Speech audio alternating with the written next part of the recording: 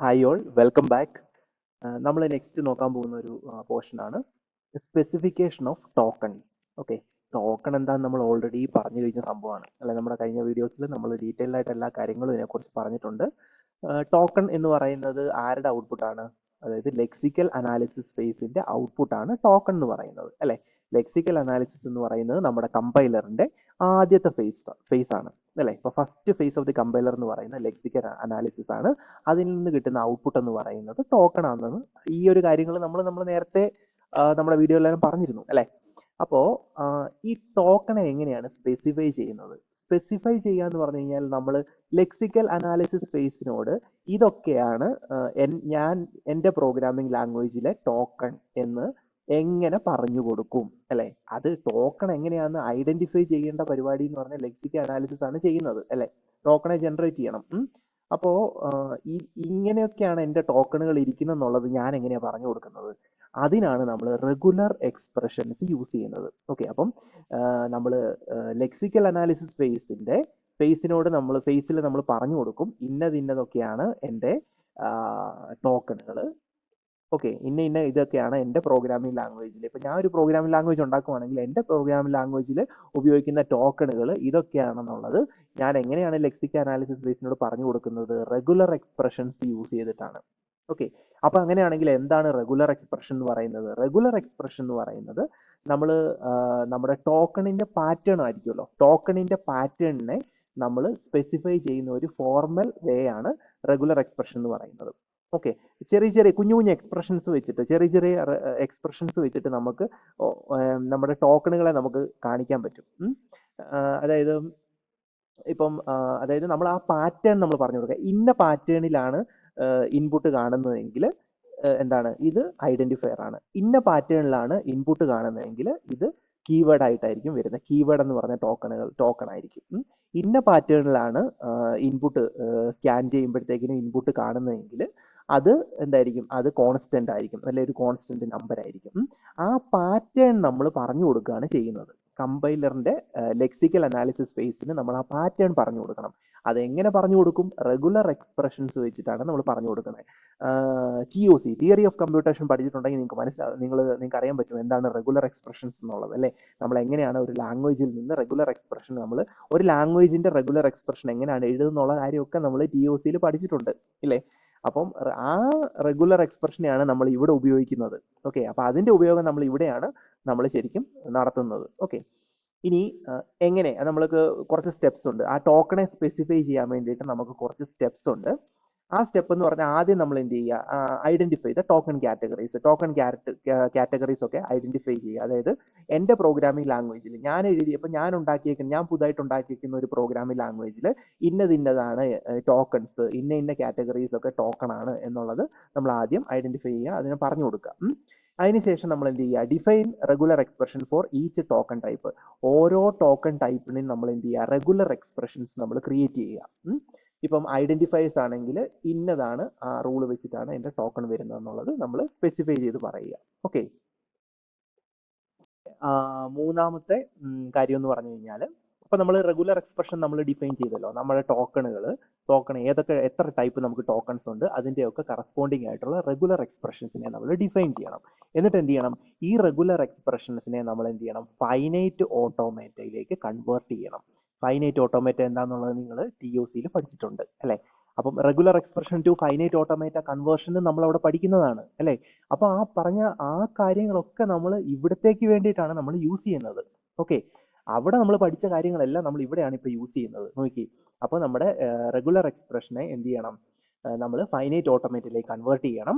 എന്നിട്ട് എന്ത് ചെയ്യണം? നമ്മൾ ടോക്കൺ സ്ട്രീമുകൾ, എന്നിട്ട് അതിൽ നിന്നുമാണ് ഫൈനൈറ്റ് ഓട്ടോമേറ്റ വെച്ചിട്ടാണ് നമ്മൾ എന്ത് ചെയ്യുക? ആ ടോക്കൺ സ്ട്രീമുകളെ നമ്മൾ ജനറേറ്റ് ചെയ്തെടുക്കുന്നത്, അല്ലെങ്കിൽ ലെക്സിക്കൽ അനാലിസിസ് സ്പേസ് ജനറേറ്റ് ചെയ്തെടുക്കുന്നത്. കണ്ടോ, ഈ ഒരു രീതിയിലാണ് എന്താ ആ ലെക്സിക്കൽ അനാലിസിസ് എന്ന് പറഞ്ഞ ആ ഒരു ഫേസിൽ നടക്കുന്ന കാര്യങ്ങൾ. അത്രേ ഉള്ളൂ. അപ്പൊ നമുക്കൊന്ന് ചെറുതായിട്ടൊന്ന് ഡീറ്റെയിൽഡ് ആയിട്ട് നോക്കാം ബാക്കി എന്തൊക്കെയാണെന്നുള്ളത്. ഇപ്പം ഫസ്റ്റ് നമ്മൾ എന്താ പറഞ്ഞത്? ഐഡന്റിഫൈ ദ ടോക്കൺ കാറ്റഗറീസ് അല്ലെ. അപ്പൊ ടോക്കൺ കാറ്റഗറികളെ നമ്മൾ ഐഡന്റിഫൈ ചെയ്യാൻ നോക്കി. കീവേഡ്, ഐഡന്റിഫയേഴ്സ്, ഓപ്പറേറ്റേഴ്സ്, ഇതൊക്കെ എന്താ? ടോക്കണുകളാണ്. കീവേഡ് ആണെങ്കിൽ if, else, while, for. Suppose ഞാൻ ഉണ്ടാക്കിയ ഒരു പ്രോഗ്രാമിംഗ് ലാംഗ്വേജിൽ ഈ ആകെ ഇത്രയേ ഉള്ളൂ കീവേഡ് എന്ന് വിചാരിക്കുക. പക്ഷേ നിങ്ങൾ ഓർക്കണം, സി പ്രോഗ്രാം ആണെങ്കിൽ 32 കീവേഡുകളുണ്ട്. ഓക്കെ, അപ്പോൾ ഓരോ പ്രോഗ്രാമിംഗ് ലാംഗ്വേജിനും കീവേഡുകളുടെ എണ്ണം വ്യത്യാസമായിരിക്കും. അപ്പം ഇപ്പോൾ ഇതൊരു എക്സാമ്പിൾ ആയിട്ട് മാത്രമാണ് കാണിക്കുന്നത്. ഓക്കെ, അപ്പോൾ ടോക്കൺ കാറ്റഗറീസ് എന്ന് പറയുന്നത് കീവേഡ് എന്ന് പറഞ്ഞാൽ ഇത്രയും കീവേഡ്. ഇനി ഐഡന്റിഫയേഴ്സ് എന്ന് പറഞ്ഞു കഴിഞ്ഞാൽ ഇങ്ങനെയായിരിക്കും ഐഡന്റിഫയർ വരുന്നത്. അതായത് വേരിയബിൾ ആയിരിക്കും, അല്ലെങ്കിൽ ഫംഗ്ഷൻ നെയിംസ്. ഓക്കെ, അതായത് ഇപ്പം സമ്മ്, കൗണ്ട്, മെയിൻ, ഇതൊക്കെ. ഇനി ഓപ്പറേറ്റേഴ്സ് എന്ന് പറയുന്നത് പ്ലസ്, മൈനസ്, മൾട്ടിപ്ലിക്കേഷൻ, അതായത് asterisk, division, equal to, double equal to, literals, ഇതൊക്കെ കോൺസ്റ്റന്റുകൾ ഇങ്ങനെ വരാം. 1, 2, 3 അല്ലെങ്കിൽ 3.14 കണ്ടോ. ഇതൊക്കെ എന്ന് പറഞ്ഞാൽ പോയിന്റ് വരുന്ന നമ്പർ, ഫ്ലോട്ടിംഗ് പോയിന്റ് നമ്പർ. ആദ്യത്തെ എന്ന് പറഞ്ഞാൽ ഇൻറ്റിജർ നമ്പർ. പിന്നെ ലിറ്ററൽ കോൺസ്റ്റന്റ്, ഇത് ഒരു ക്യാരക്ടർ കോൺസ്റ്റന്റ് ആണ്. സ്ട്രിംഗ് കോൺസ്റ്റന്റ് ആണ് അടുത്തത്. ഡബിൾ കോഡ്സിൽ എന്ത് എഴുതിയാലും സ്ട്രിംഗ് കോൺസ്റ്റന്റ്, സിംഗിൾ കോഡ്സിൽ സിംഗിൾ ക്യാരക്ടർ എഴുതിയാൽ അത് ക്യാരക്ടർ കോൺസ്റ്റന്റ്, അങ്ങനെയൊക്കെ. ഇനി പങ്ക്ച്വേഷൻ മാർക്ക് കണ്ടോ, അതായത് സിമ്പിൾസ്, അല്ലെങ്കിൽ സ്പെഷ്യൽ സിമ്പിൾസ്, കോമയുണ്ട്, സെമി കോളൻ ഉണ്ട്, പിന്നെന്താ open bracket, closed bracket, parentheses, open braces, closed braces, ഇതൊക്കെ. കമന്റ്സ് ആണെങ്കിൽ single line comment, multi line comment, white space ആണെങ്കിൽ സ്പേസ്, ടാബ്, ന്യൂ ലൈന്, ഇതൊക്കെ വരുന്ന സമയത്ത് ഇതൊക്കെ വരുമ്പോൾ ഇഗ്നോർ ചെയ്ത് വിടണം എന്നൊക്കെ പറഞ്ഞിട്ട്. അപ്പൊ ഇത് ടോക്കൺ കാറ്റഗറികളാണ്. അപ്പം നമ്മുടെ പ്രോഗ്രാമിലെ ടോക്കൺ കാറ്റഗറി, അതായത് ഞാൻ പുതുതായിട്ടുണ്ടാക്കിയ പ്രോഗ്രാമിംഗ് ലാംഗ്വേജിൽ എന്തൊക്കെ ടോക്കൺ കാറ്റഗറീസ് ഉണ്ട് അതൊക്കെ ആദ്യം ഐഡന്റിഫൈ ചെയ്യുക. അതാണ് ആദ്യത്തെ പണി. എന്നിട്ട് എന്ത് ചെയ്യണം, ഈ ടോക്കണിന് വേണ്ടിയിട്ട് ഈ ടോക്കണിന്റെ റെഗുലർ എക്സ്പ്രഷനെ നമ്മൾ എന്ത് ചെയ്യണം, ക്രിയേറ്റ് ചെയ്യണം. ഓരോ ടോക്കണിന്റെയും ഐഡന്റിഫയർ ആണെങ്കിൽ റെഗുലർ എക്സ്പ്രഷൻ ഇത് ഇങ്ങനെ ആയിരിക്കും വരുന്നത്. അതായത് സ്മോൾ എ തൊട്ട് small a to small z, capital A to capital Z underscore. ഇനി അല്ലെങ്കിൽ A to Z 0 to 9 underscore, ഇങ്ങനെയൊക്കെ വരാം. എന്നിട്ട് ഇവിടെ നമ്മൾ സ്റ്റാർ ഇട്ടേക്കുന്നുണ്ട്. ഇതൊക്കെ എന്താ നിങ്ങൾക്ക് അറിയാം. ഈ സ്റ്റാർ എന്ന് പറഞ്ഞു കഴിഞ്ഞാൽ ഇവിടെ ഒരു സ്റ്റാർ ഇടുവാണെങ്കിൽ ഇപ്പൊ എ സ്റ്റാർ എന്ന് പറഞ്ഞു കഴിഞ്ഞാൽ എന്താണ് അതിന്റെ മീനിങ്? സ്റ്റാർ അല്ല, ശരിക്കും അത് ആസ്ട്രിക് ആണ്. അപ്പൊ എ സ്റ്റാർ എന്ന് പറഞ്ഞു കഴിഞ്ഞാൽ എന്താ അതിന്റെ മീനിങ്? എന്താ? 0 or more occurrences ആണ്, അല്ലെ? എ പ്ലസ് ആ വരുന്നെങ്കിൽ 1 or more occurrences of A എന്നാണ് വരുന്നത്. 0 or more occurrences of A എന്ന് പറയുന്നത് എ സ്റ്റാർ ആയിരിക്കും, അല്ലെ? അപ്പൊ ഈ സ്റ്റാറിന് ഒരു മീനിങ് ഉണ്ട്, ഇവിടെ പ്ലസ് ഇടുന്നതിന് ഒരു മീനിങ് ഉണ്ട്. അതൊക്കെ നമ്മൾ TOC പഠിച്ചതാണ്, അല്ലെ? ഇനി ഇൻറ്റിജർ ലിറ്ററൽസ് ആണെങ്കിൽ ഇങ്ങനെ വരും, 0 to 9. ഫ്ലോട്ടിംഗ് പോയിന്റ് നമ്പേഴ്സ് ആണെങ്കിൽ ഇതായിരിക്കും അതിന്റെ 0 to 9.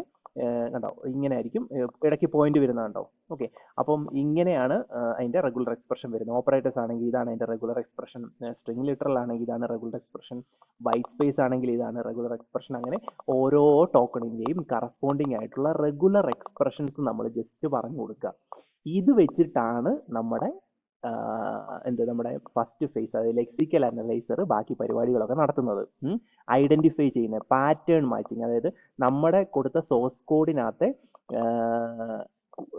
കോഡിനകത്തെ കാര്യങ്ങൾ ഇതിലേതുമായിട്ടാണ് മാച്ച് ആകുന്നത് എന്ന് വെച്ചിട്ട് അതിനെ ബേസ് ചെയ്തിട്ട് എന്ത് ചെയ്യും, ടോക്കണുകളെ ജനറേറ്റ് ചെയ്യും, ടോക്കൺ ടൈപ്പിനെ ജനറേറ്റ് ചെയ്യും. ഓക്കെ, ഇനി എന്താ ചെയ്യുന്നത് പറഞ്ഞു കഴിഞ്ഞാൽ ഈ റെഗുലർ എക്സ്പ്രഷൻസിന് ഫൈനൈറ്റ് ഓട്ടോമേറ്റയിലേക്ക് convert regular expression to finite automata. Okay, അപ്പോൾ റെഗുലർ എക്സ്പ്രഷനെ നമുക്ക് നോൺ ഡിറ്റർമിനിസ്റ്റിക് ഫൈനൈറ്റ് ഓട്ടോമേറ്റയിലേക്കാണ് ആദ്യം കൺവേർട്ട് ചെയ്യുന്നത്, അല്ലേ?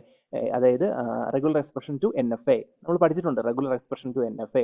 അപ്പോൾ റെഗുലർ എക്സ്പ്രഷനിൽ നിന്ന് എന്ത് ചെയ്യും, നോൺ ഡിറ്റർമിനിസ്റ്റിക് ഫൈനൈറ്റ് ഓട്ടോമേറ്റ ഈസി ആയിട്ട് കൺവേർട്ട് ചെയ്യാൻ പറ്റും. ആ കൺവേർഷൻ ഈസിയാണ്. ഓക്കെ, ഇനി NFAയിൽ നിന്ന് നമുക്ക് DFA കൺവേർട്ട് ചെയ്യാൻ പറ്റും. NFA നമുക്ക് കൺവേർട്ട് ചെയ്ത് DFAയിലേക്ക് മാറ്റാം, ഡിറ്റർമിനിസ്റ്റിക് ഫൈനൈറ്റ് ഓട്ടോമേറ്റയിലേക്ക് മാറ്റാം. എന്നിട്ട് ആ ഡിറ്റർമിനിസ്റ്റിക് ഫൈനൈറ്റ് ഓട്ടോമേറ്റ യൂസ് ചെയ്തിട്ടാണ് ലെക്സിക്കൽ അനലൈസർ എന്ത് ചെയ്യുക, ടോക്കൺസിനെ റെക്കഗ്നൈസ് ചെയ്യുന്നത്. ഓക്കെ, അപ്പൊ ഇതാണ് അതിന്റെ വഴി എന്ന് പറയുന്നത്. അപ്പോൾ നമ്മൾ റെഗുലർ എക്സ്പ്രഷൻസിനെ non deterministic finite automated convert ചെയ്യും. നോൺ ഡിറ്റർമിനിസ്റ്റിക് ഫൈനൈറ്റ് ഓട്ടോമേറ്റയെ എന്ത് ചെയ്യും, ഡിറ്റർമിനിസ്റ്റിക് ഫൈനൈറ്റ് ഓട്ടോമേറ്റഡ് കൺവേർട്ട് ചെയ്യും. ആ ഡിറ്റർമിനിസ്റ്റിക് ഫൈനൈറ്റ് ഓട്ടോമേറ്റ യൂസ് ചെയ്തിട്ടാണ് നമ്മുടെ എന്ത് ചെയ്യുക, ലെക്സിക്കൽ അനലൈസർ ടോക്കണുകളെ റെക്കഗ്നൈസ് ചെയ്യുന്നത് അല്ലെങ്കിൽ ഐഡന്റിഫൈ ചെയ്യുന്നത്. കണ്ടോ, ഇപ്പൊ ഇതാണ് ഇതിന്റെ സ്റ്റൈൽ എന്ന് പറഞ്ഞാൽ, ആ ഒരു ഫ്ലോ വന്നത് കണ്ടോ. ഇനി ലാസ്റ്റ് എന്ത് ചെയ്യുക, ജനറേറ്റ് ചെയ്ത ടോക്കൺ സ്ട്രീമുകളെ എങ്ങനെ ജനറേറ്റ് ചെയ്യും, ഇത് വെച്ചിട്ട് എന്ത് ചെയ്യും, ജനറേറ്റ് ചെയ്യും. അതായത് എവിടെ എന്ന് പറഞ്ഞു കഴിഞ്ഞാൽ ലെക്സർ ആയിരിക്കും ചെയ്യുന്നത്. ലെക്സർ റീഡ് ചെയ്തിട്ട് സോഴ്സ് കോഡിനെ റീഡ് ചെയ്തിട്ട് എന്ത് ചെയ്യുക, ഈ പാറ്റേൺ മാച്ചിങ് നടത്തിയിട്ട് എന്ത് ചെയ്യുക, ഈ ഒരു ടോക്കൺസിനെ റീഡ് ചെയ്യുകയാണ് ചെയ്യുന്നത്. ഓക്കെ, അപ്പോൾ എന്താ ചെയ്യുന്നത് പറഞ്ഞു കഴിഞ്ഞാൽ ലെക്സർ നമ്മുടെ സോഴ്സ് കോഡിനെ റീഡ് ചെയ്യും. ലെക്സർ എന്ന് പറഞ്ഞിട്ടുള്ള സംഭവം നമ്മുടെ സോഴ്സ് കോഡിനെ റീഡ് ചെയ്യും. എന്നിട്ട് റീഡ് ചെയ്തിട്ട് നമ്മുടെ DFA വെച്ചിട്ടാണ് അത് എന്ത് ചെയ്യുക, പാറ്റേൺ മാച്ചിങ് നടത്തുന്നത്. ഓക്കെ, അപ്പം സോഴ്സ് കോഡിനെ ലെക്സർ റീഡ് ചെയ്യുന്നു, എന്നിട്ട് നമ്മുടെ കറസ്പോണ്ടിങ് DFA വെച്ചിട്ട് പാറ്റേൺ മാച്ചിങ് നടത്തും. എന്നിട്ട് അതിനെ ബേസ് ചെയ്തിട്ട് എന്ത് ചെയ്യും, ടോക്കണുകളെ ജനറേറ്റ് ചെയ്യും. ഓക്കെ, അപ്പോൾ ഇത്രയും കാര്യങ്ങളാണ് നമ്മുടെ ലെക്സിക്കൽ അനാലിസിസ് ഫേസ് എന്ന് പറയുന്നത് ചെയ്യുന്നത്. ഓക്കെ, സോ ബാക്കി നമ്മൾ നമ്മുടെ നെക്സ്റ്റ് വീഡിയോയിൽ നോക്കാം. Thank you.